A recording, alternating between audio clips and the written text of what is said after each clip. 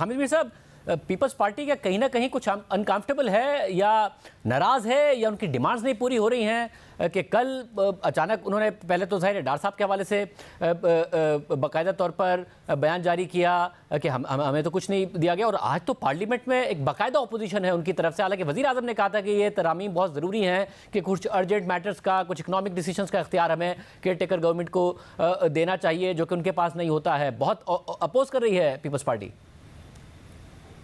लेकिन peoples party के साथ जो हैंड हुआ है वो अभी तक पीपल्स पार्टी लोगों को बता नहीं रही है। थोड़ा सा मैं आपको बता देता हूँ। लेकिन ये मामला वहाँ पे शुरू हुआ जब वज़ीर ख़ारजा बिलावल भुट्टो ज़रदारी साहब ने बजट से पहले एक बयान दिया था, आपको याद होगा। उन्होंने कहा था कि हमें फंड्स वगैरह नहीं मिल रहे और कुछ इस तरह का बयान था जिसको कवर करने की कोशिश की आसिफ ज़रदारी साहब ने। लेकिन उसके बाद जो सूरत हाल है वो अचानक तब्दील हुई। और सिर्फ मैं आपको ये बता देता हूं कि आज की जो डेवलपमेंट है वो ये है कि जो बलूचिस्तान के वज़ीर आला हैं अब्दुल कुद्दूस बज़िंजो साहब और उनके कुछ करीबी साथी, इन्होंने वादा किया था कि ये इलेक्शन के करीब जाके पीपल्स पार्टी में शमूलियत इख्तियार कर लेंगे। और कुद्दूस बज़िंजो साहब के बहुत से जो साथी हैं वो 1.5-2 महीना पहले वो पीपल्स पार्टी में शामिल भी हो गए थे। कल कुद्दूस बज़िंजो साहब ने एक ख़त लिखा है आसिफ ज़रदारी साहब को, और उस ख़त में उन्होंने वाज़ेह तौर पे ये कहा है कि मेरा इरादा था पीपल्स पार्टी में शामिल होने का, लेकिन अब मुझे दोस्तों ने कहा है, साथियों ने कहा है कि आप पीपल्स पार्टी में शामिल ना हों, लिहाजा हमने फैसला किया कि हम बलूचिस्तान अवामी पार्टी ही के प्लेटफॉर्म से इलेक्शन लड़ेंगे। और लेकिन ये है कि हम आपके साथ कोई एडजस्टमेंट कर सकते हैं। तो ये एक बहुत बड़ा धचका है। इसकी खबर जरदारी साहब को कुछ दिन पहले मिल गई थी, जब वो लोग जो पहले पीपल्स पार्टी में आए थे उन्होंने उनको मैसेज दिया कि जी अब हम अपनी पार्टी में वापस जा रहे हैं।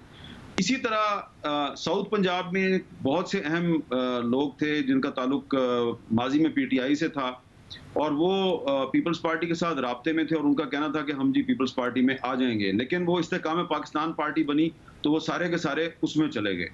इसी तरह खैबर पख्तूनख्वा में कम से कम 3 लोगों के बारे में मुझे पता है, 3 एमपीए थे और वो चाह रहे थे कि हम पीपल्स पार्टी में आ जाएं। उनकी बातचीत भी हो गई, जिस आदमी के जरिए बात हुई उसने अपनी पार्टी की क़यादत को बता भी दिया, सब मामला तय हो गए। लेकिन अचानक परवेज़ खटक साहब की पार्टी आई और वो परवेज़ खटक साहब के साथ चले गए। तो अब ये देखें कि 3 सूबों में पीपल्स पार्टी जो है वो ये सोच रही थी कि कुछ सीटें उसके पास आ जाएंगी। पंजाब वाले इस्तेकाम पाकिस्तान पार्टी में चले गए, खैबर पख्तूनख्वा वाले जो हैं वो परवेज़ खटक की पार्टी में चले गए, और जो बीएपी से जो पीपल्स पार्टी में आए थे वो वापस बीएपी में चले गए। और कुद्दूस बज़िंजो साहब का जो खत है जब ये मंजर आम पे आएगा तो एक बहुत बड़ी बहस शुरू होगी। तो पीपल्स पार्टी को ये लग रहा है कि उसको एक दफा फिर सिंध तक महदूद करने की कोशिश की जा रही है, और सिंध में भी एक बहुत बड़ा जो एक ग्रैंड अलायंस जो है वो बनने जा रहा है, जिसमें जीडीए भी शामिल होगी। उसमें जीडीए की जो अहम जमात है फंक्शनल लीग, उसकी क़यादत कोशिश कर रही है कि मुस्लिम लीग नून के साथ भी उनका इत्तेहाद हो जाए, एमक्यूएम के साथ भी उनकी बातचीत हो जाए। तो ये अगर इत्तेहाद बन जाता है, उसमें फिर जेयूआई भी अगर शामिल हो गई तो पीपल्स पार्टी के लिए सिंध में भी काफ़ी मुश्किल हो सकती है। तो पीपल्स पार्टी इसलिए अनकंफर्टेबल है कि उसका एक ख्याल है कि हमें सिंध में दोबारा महदूद करने की कोशिश की जा रही है। लेकिन ये पहले ऐसी सूरत हाल नहीं थी पीपल्स पार्टी के साथ। ये शुरू हुई है जब बिलावल साहब ने एक बयान दिया था वफाकी हुकूमत के खिलाफ। साफी साहब, तो इस सब में जो पीपल्स पार्टी है वो किस लिए अनकंफर्टेबल हो रही है? हामिद मीर साहब ने बताया, मगर अफवाहें ये भी हैं कि जो निगरां सेटअप का मामला है, निगरां वज़ीर आज़म का मामला है, इससे इस्टेब्लिशमेंट और नून लीग के दरमियान भी दरारें पड़ सकती हैं, या ये भी अफवाहें हैं कि पड़ना शुरू हो गई हैं। क्या इतलात दुरुस्त हैं या ऐसी पॉसिबिलिटी है? नहीं, जो हामिद मीर साहब बता रहे हैं तो उससे तो ये लगता है कि जो कुछ हो रहा है उस पर मुस्लिम लीग नून खुश होगी तो उसकी इस्टेब्लिशमेंट से क़ुदरत तो हो सकती है, लेकिन दरारें नहीं पड़ सकती। लेकिन देखें, ये जो जमातें थी ये कोई एक दूसरे की हामी जमातें तो नहीं थी, ये तो एक दूसरे की हरीब जमातें थी। और पीडीएम से निकलने के बाद मौलाना फजलुर रहमान और मुस्लिम लीग नून और जरदारी साहब के ताल्लुकात बहुत ख़राब थे। तो वो मैं जो एमकेएम के पीटीआई के साथ इत्तेहाद को कहता था कि ये इत्तेहाद बिलजबर है, तो ये हुकूमती इत्तेहाद बिलजबर था इन सब का। और ये ऑब्वियस है कि ये लोग इस इंतज़ार में बैठे हैं कि इमरान ख़ान को उनके लिए कुछ और लोग आउट कर लें और पीटीआई को कुछ और लोग संभाल लें। तो मुकाबला तो अगले इलेक्शन में इन जमातों का आपस में होगा। अभी भी हुकूमत के अंदर भी अपने लिए ज़्यादा से ज़्यादा समेटने का इनका आपस में मुकाबला था। तो अगले इलेक्शन में तो मुस्लिम लीग नून और पीपल्स पार्टी एक दूसरे की हरीफ होगी।